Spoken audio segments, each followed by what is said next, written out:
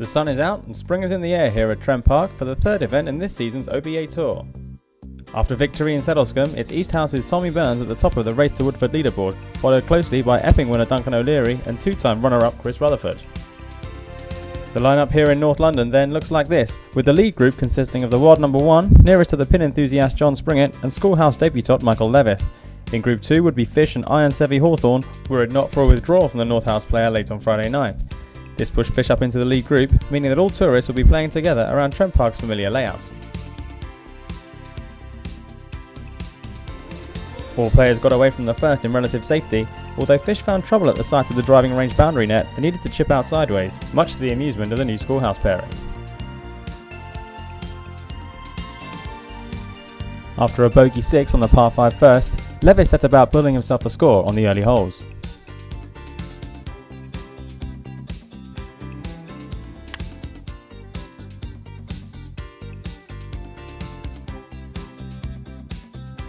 The 170-yard par 3 third was nearest to the pin for the day, and something that Springett had been publicly looking forward to. A valiant effort at the green could only find the greenside bunker though, meaning that Burns' 5-iron was enough to take the point, finishing just on the fringe. And with that, it's Burns who leads the season-long competition, having scored 2 points to Springett's 1. Levis continued to score well over the opening holes, aided in no small part by this tasty tee shot of the 4th.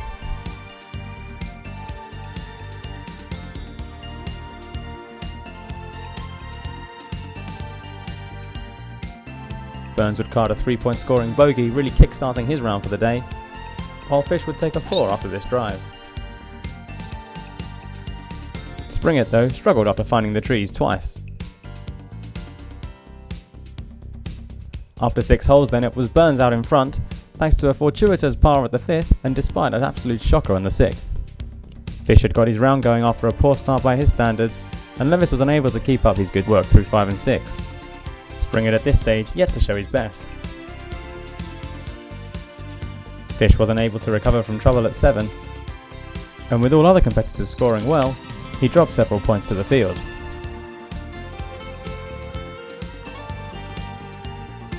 The par 3/8 was a short game masterclass, with Levis up first to show his skills.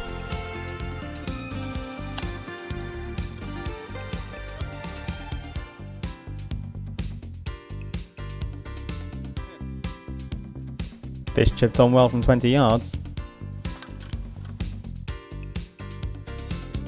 and Sproggett exhibited some bunker play, the likes of which hadn't been seen since tour school.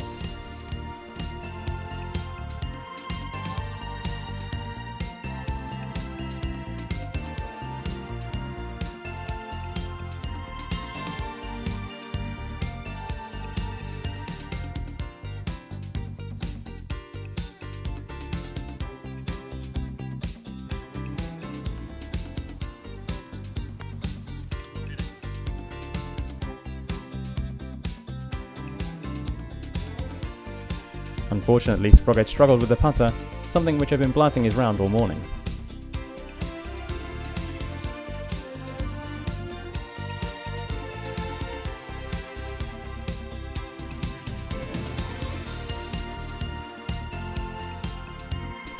Levis, though, looked confident from 3 feet.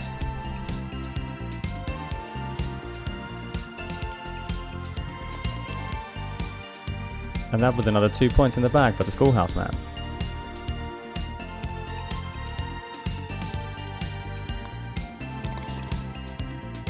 Somebody else who had a recurring problem was Fish, who failed to capitalise on several birdie chances over the course of the round, including this attempt on the 9th.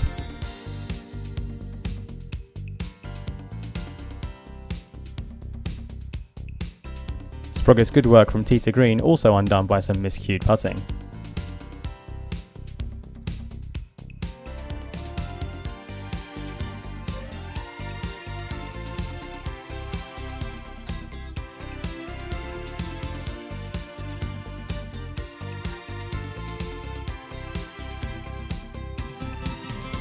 Having gone off the boil points-wise over the last 2 holes, Burns was keen to get back on track at the par 3 11th. Although despite finding the front of the green with his 8-iron, he would 3-putt for a bogey 4.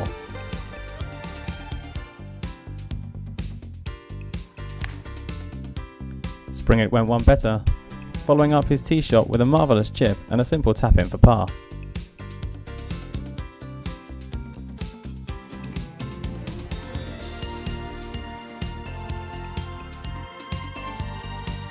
Levis's 5-iron continued to do the business,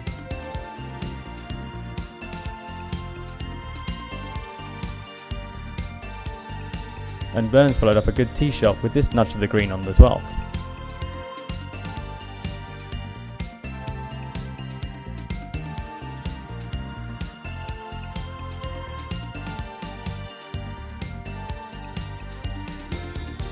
Coming off the back of 3 pars, Fish was really mounting an assault on the lead. Although this shank into the trees soon put an end to that.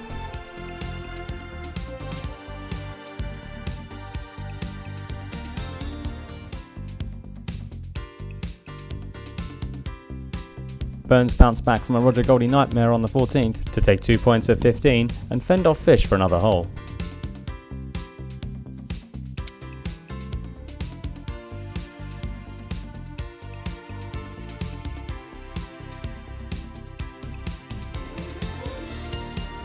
So with 3 holes to play, it was very much a tale of 2 contests.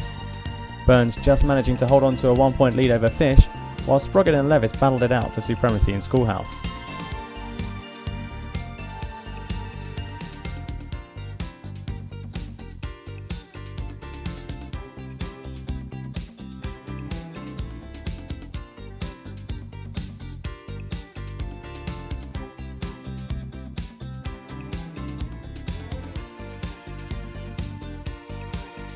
At the par 5 16th, there was the added spice of the longest drive competition.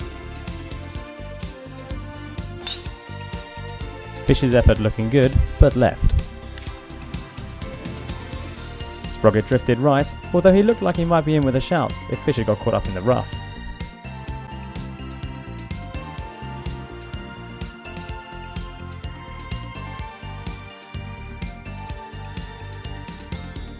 Burns would have been confident that anything down the middle and off the fairway would have bounded on past the previous 2 attempts. The trajectory was good, but direction was bad, following Fish down the left-hand side. Levis uncharacteristically abandoned the 5-iron, with disastrous effect. With Fish having picked up the longest drive, there were still points to play for though, and Burns had to get creative, finding himself here between fairways.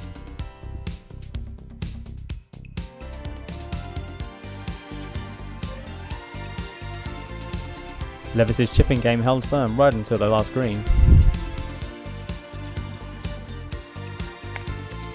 With this just one of a series of excellent short game shots.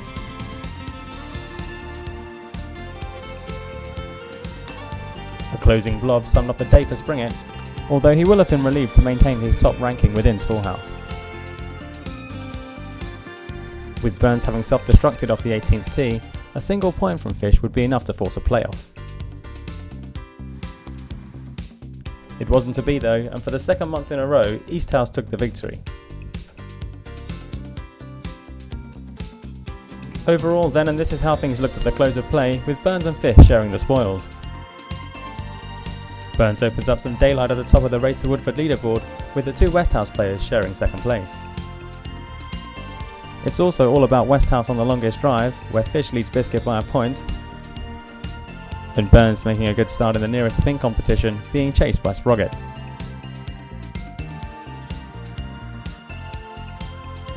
Roger Goldie on the day was a mixed bag, with Fish carding an excellent 1 under par to overtake Burns at the top of the leaderboard.